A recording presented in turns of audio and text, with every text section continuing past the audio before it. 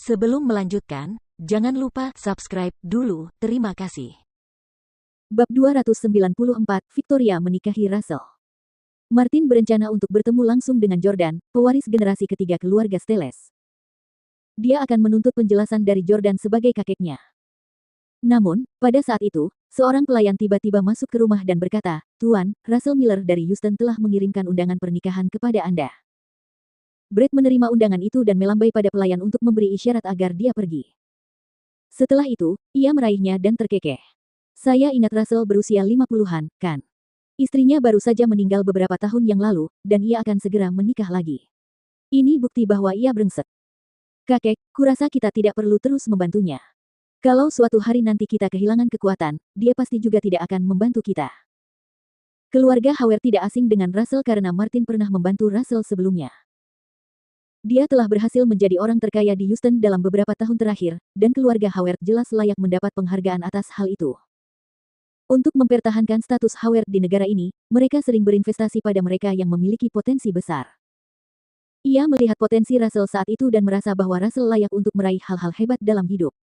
Oleh karena itu, ia berinisiatif untuk membantunya, seperti yang telah dilakukannya beberapa dekade lalu. Dia tidak diragukan lagi berharap bahwa Russell akan membantu keturunan Howard jika dia atau anak-anaknya menjadi sukses di masa depan. Martin bahkan tidak mau repot-repot melihat kartu undangannya karena pria selevelnya tidak akan datang ke sembarang orang. Martin berkata, "Periksa jadwalmu. Jika kamu punya waktu luang, pergilah ke Houston." Brett berkata, "Aku tidak akan pergi. Aku bahkan tidak mengenalnya dengan baik. Kalau kau mau, kirim Alex ke sana." Tapi, ngomong-ngomong soal Russell, dia sebenarnya masih ada hubungan keluarga dengan Jordan. "Oh, benarkah?" Martin tertarik saat mendengar nama Jordan. Brett berkata, "Kau masih ingat bahwa Jordan sekarang punya pacar, kan?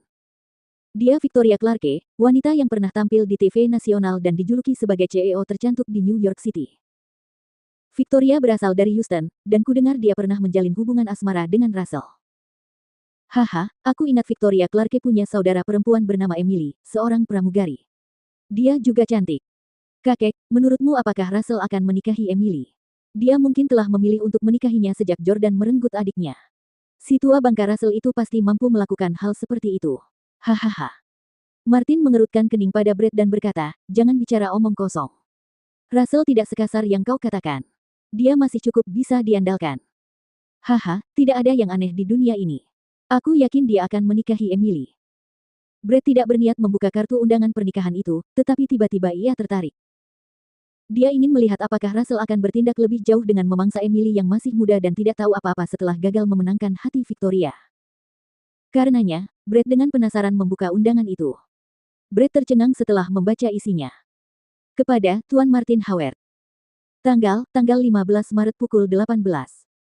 Tempat, Grand Skylight Hotel. Anda diundang ke pesta pernikahan kami. Pengantin pria, Russell Miller. Pengantin, Victoria Clarke. Victoria Clarke. Pengantinnya Victoria Clarke. Kenapa pengantinnya Victoria Clarke? Brett berseru keheranan saat melihat nama pengantin wanita itu. Jordan adalah musuh Brett, jadi tentu saja dia tahu semua tentang Jordan serta keberadaan Hailey dan Victoria. Dia pikir Victoria seharusnya menjadi tunangan Jordan sekarang. Tetapi mengapa dia tiba-tiba menikah dengan Russell? Apa? Kali ini, bahkan Martin, yang selalu tenang, juga terkejut. "Apakah Anda baru saja mengatakan bahwa Victoria Clarke, yang akan menikahi Russell, adalah pacar Jordan Steele saat ini?" Iklan oleh Pub Future. Brett mengangguk dan berkata, "Ya, tentu saja. Beberapa waktu lalu, Jordan juga melamar Victoria, dan Victoria setuju untuk menikah dengannya." Mungkinkah Victoria telah mengetahui tentang Lauren dan Chloe tetapi tidak dapat menerimanya, jadi dia memutuskan hubungan dengan Jordan dan memutuskan untuk menikahi Russell karena marah. Tapi, berdasarkan pemahamanku tentang Victoria, dia seharusnya tidak bersikap seperti ini. Martin tertawa dan melepas sepatu yang sudah dikenakannya. Ia berkata, "Sepertinya Tuhan tidak ingin kita berperang dengan Steles. Tuhan benar-benar ada di pihakku. Karena pacar Jordan akan menikah dengan orang lain dan mantan istrinya, Hailey Camden, hanyalah wanita murahan yang akan tidur dengan siapa saja yang memberinya uang. Aku yakin Jordan pasti akan jatuh cinta pada Lauren. Jangan memaksanya, nanti aku yang jadi orang jahat." Martin dan Brett awalnya bermaksud memaksa Jordan untuk tunduk dan menikahi Lauren hari ini.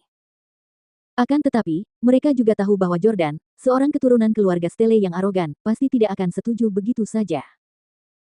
Jadi, keluarga Howard awalnya berencana untuk menyingkirkan Jordan guna menunjukkan kepada Charleston dan Jamie bahwa keturunan keluarga Howard bukanlah orang-orang yang dapat mereka permainkan sesuka hati. Akan tetapi, hal itu tidak lagi diperlukan pada saat ini. Jordan kini telah kehilangan pacarnya, dan Lauren adalah pacar berikutnya yang paling cocok untuknya. Namun, Brett kesal mendengarnya. Kakek, tidakkah kau akan berurusan dengan Jordan hari ini? Aku sudah mempersiapkan diri sepanjang malam. Aku ingin menghajarnya untuk membalas dendam hari ini. Martin tertawa dan berkata, kenapa aku harus memohon padanya untuk menikahi Lauren? Dalam waktu singkat, dia akan mengambil inisiatif dan memohon padaku agar mengizinkannya menikahi Lauren. Kalau begitu kita akan membuat Lauren melahirkan putra Jordan. Aku tidak percaya aku tidak bisa membocorkan rahasia keluarga Stelle. Brett tahu bahwa Martin selalu merasa bahwa keluarga Stelle yang misterius itu menyembunyikan misteri yang berbeda dari keluarga-keluarga lain. Oleh karena itu, ia sangat ingin tahu rahasia apa yang mereka sembunyikan. Memikirkan hal ini, Brett tidak berkata apa-apa lagi dan langsung meninggalkan kamar Martin. Jordan, kakek mungkin akan membiarkanmu pergi hari ini, tetapi itu tidak berarti aku akan membiarkanmu pergi. Hei, aku khawatir kamu masih belum tahu berita tentang pernikahan Victoria dan Russell, kan? Aku akan memberitahumu sekarang juga. Pusat Pengujian Paternitas.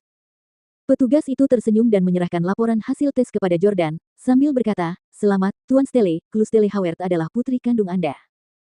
Melihat laporan pengujian, kali ini jauh lebih mudah daripada New York City. Ekspresi wajah Profesor Gunn saat itu cukup membuat Jordan sangat gugup. Ekspresi staf di sini mudah ditafsirkan, dan sekilas terlihat jelas bahwa Chloe adalah milik Jordan. Jordan melihat laporan pengujian itu dan kemudian menatap Lauren dengan gembira. Keduanya berjalan keluar dari pusat pengujian paternitas. Duduk di kursi penumpang mobil, Jordan berkata kepada Lauren, "Setelah aku kembali, aku hanya bisa tinggal bersama Chloe selama 1 jam lagi, dan aku harus pergi ke Houston." Lauren mengangguk dan bertanya, "Baiklah, kamu akan mengadakan pesta pernikahan dengan pacarmu, kan?" "Ya." Jordan tersenyum gembira. Ekspresi Lauren sedikit getir. Namun, dia tetap berkata, "Selamat." Jordan memandangi profil samping Lauren yang sangat cantik dan berkata, "Terima kasih." Tidak butuh waktu lama bagi Jordan dan Lauren untuk kembali ke rumah Lauren. Setelah masuk, dia mendapati Brett telah duduk di ruang tamu dan menunggu lama. "Bagaimana hasil tesnya?" tanya Brett sambil menyilangkan satu kaki di atas kaki lainnya. Lauren berkata, "Jordan adalah ayah biologis Chloe." Brett berkata, "Baiklah, Jordan, karena kamu adalah ayah Chloe dan saudara perempuanku menyukaimu, sebaiknya kamu tinggal di DC dan segera menikah dengan saudara perempuanku."